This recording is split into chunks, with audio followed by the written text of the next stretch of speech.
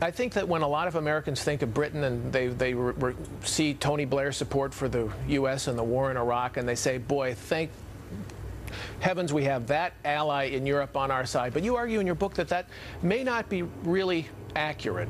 Why not?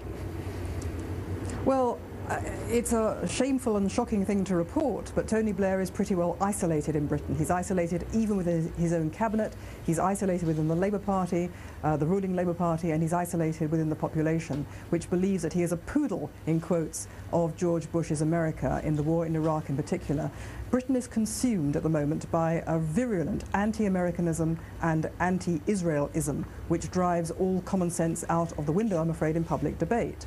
And even though Tony Blair is very much on side about global terror and so on, the war in Iraq, I'm afraid he nevertheless has presided over an administration which continues to refuse to acknowledge the nature of the threat facing Britain. That is to say, clearly people in Britain are aware that Britain faces a very serious terrorist threat. The discovery of the appalling transatlantic plot a few days ago is proof enough of that.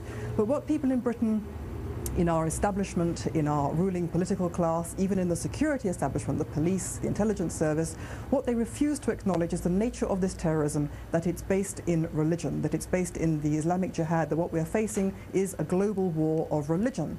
And because they refuse to acknowledge that for all kinds of reasons to do with minority rights and so forth, of the kind that you have also in America, because they're refusing to acknowledge what this thing is, they are not taking the action that is needed to combat it. It's not enough, in my view, to stop. But a year ago, of course, you had these successful attacks in London, but this year you have a foil plot, which it looks, at least from this vantage point, as a big success. Are you saying that there is, that Britain is not making any progress on this front, and that there is, we're going to see more and more of this?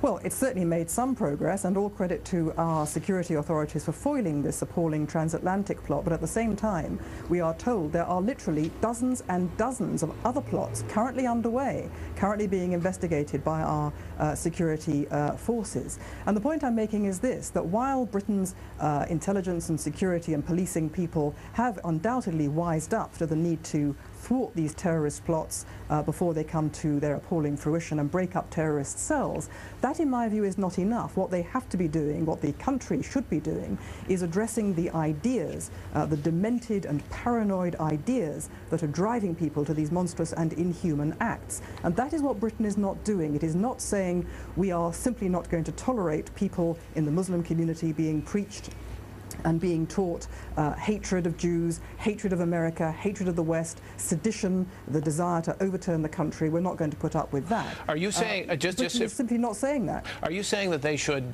ban certain kinds of speech, for example? They should go into mosques and say you cannot preach certain things. And isn't that inconsistent with what we've come to understand as the Anglo-American tradition of free speech and free religion? You're saying that those values ought to be put in some kind of jeopardy? Well, we are putting our whole civilization in jeopardy unless we address the hatred and the lies that are driving people to mass murder. I think both Britain and America are very hung up on this freedom of speech issue.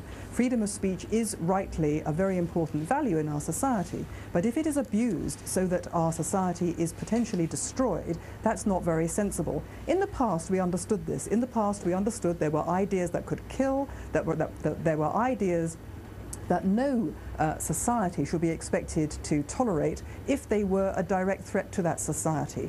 We don't tolerate in Britain, or we're supposed not to tolerate, for example, speech which incites racial hatred, because we believe that the damage to individuals and society is so great it outweighs our rightful respect for freedom of speech. When it comes to religious hatred, religiously based hatred of other people, Jews, Americans, the West, we somehow say, oh, we must back off because it's religion, because it's an ethnic minority, we must have nothing to do with this. It's a kind of prejudice to interfere with it.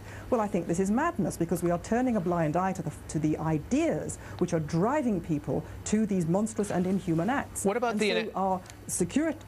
What about the analogy that some people draw between the lessons that the British might have learned in their long battle against the Irish Republican Army, which used terrorism for years, and they say, look, we managed to get control over that problem. It was a long fight, but now and we can use the same methods against this kind of terror. Well, I think this is a misguided argument, because we are facing a very different kind of terror. And this is, in fact, the British problem. The British do see this problem of the Islamic global jihad as a kind of souped-up Northern Irish problem, but it's not. Northern Ireland's terrorism, the IRA, Irish Republican terrorism, was terrorism with a particular purpose. It was to achieve a united Ireland. It was not non-negotiable. One could say one should not have negotiated with the IRA, but that's not the point. It was not a non-negotiable position.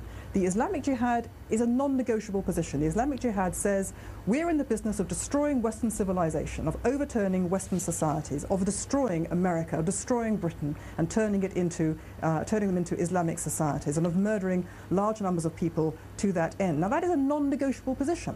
And so we cannot possibly, in my view, adapt or adopt the same techniques that we have used in the past towards discrete, particular terrorist programs, which are a very different matter. I think what we're facing with the global Islamic Jihad is something we've never faced before. It's not war as we understand it between states, but it's certainly not terrorism as we understand it. And this is the problem we face. We haven't got the language to describe this. We're facing a new phenomenon. All right, Melanie Phillips, thank you for that very provocative warning. Thanks for coming. Still ahead.